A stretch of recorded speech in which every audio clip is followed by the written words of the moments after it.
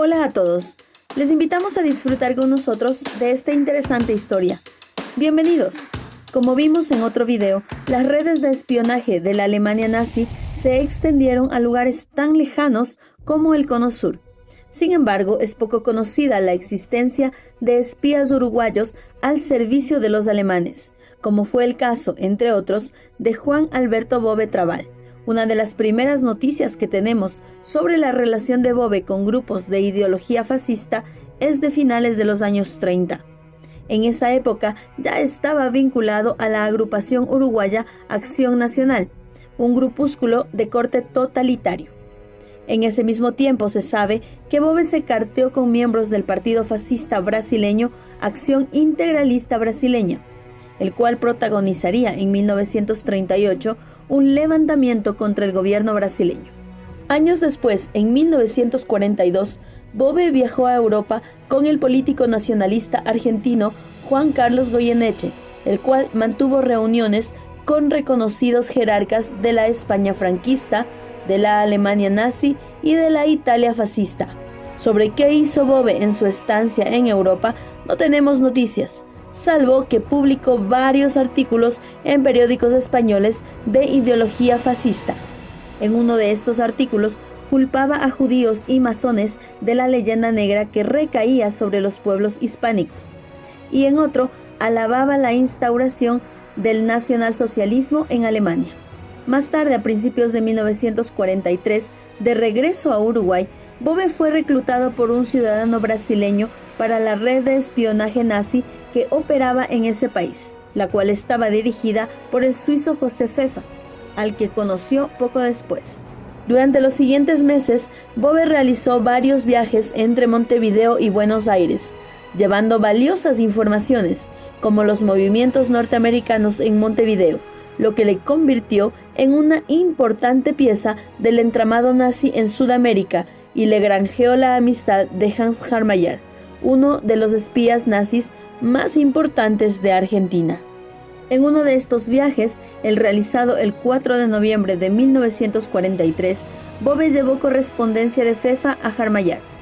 Tras la entrega, Bove se reunió con Arturo Bringmann, un militar argentino de origen alemán vinculado a la Legión Cívica Argentina, que, según la inteligencia británica, filtraba información del gobierno argentino a Johannes Siegfried Becker, líder del espionaje nazi en aquel país.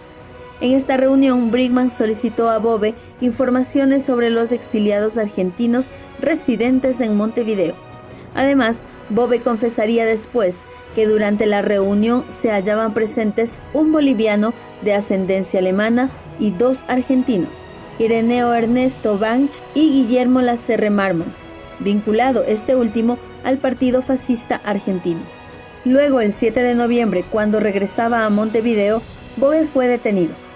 Según la prensa y las informaciones del SIS, el Servicio Especial de Inteligencia de Estados Unidos, el espía uruguayo transportaba propaganda pro-alemana, pro-italiana y contra los países que luchaban contra el eje. Pero no fue solo propaganda lo que encontró la policía.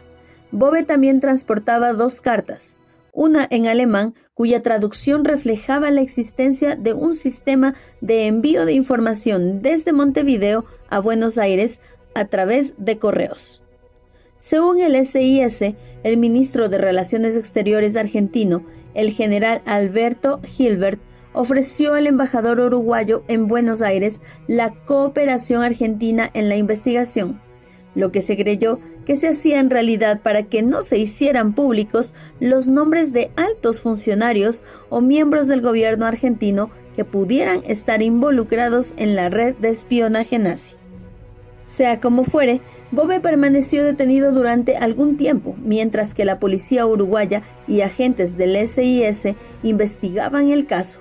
Sin embargo, fue puesto en libertad por falta de pruebas en aquel momento, aunque esto no impidió que perdiera su empleo como taquígrafo en el Senado uruguayo y que sus actividades continuaran siendo vigiladas de cerca. Pero esta no fue la última vez que se supo de Bove. En base a las investigaciones de la Comisión Investigadora de Actividades Antinacionales y de la Policía de Montevideo, se pudo relacionar a la red de espionaje descubierta en Argentina en 1944 con Bove, y así se pudo determinar que en Uruguay existía una red de espionaje al servicio de los nazis, dependiente de la red que operaba en Buenos Aires, que recibía órdenes directas del SD, el servicio de inteligencia de las SS. De este modo, el 5 de enero de 1945, Bove y 2 de sus hermanos fueron detenidos en Raigón, en el departamento de San José. Asimismo, fueron detenidos otros 13 individuos, incluidos varios de origen alemán e italiano y 2 brasileños miembros de Acción Integralista Brasileña. Aunque la mayoría fueron puestos en libertad, poco después, Bove y otros 5 fueron enviados a la cárcel central de policía.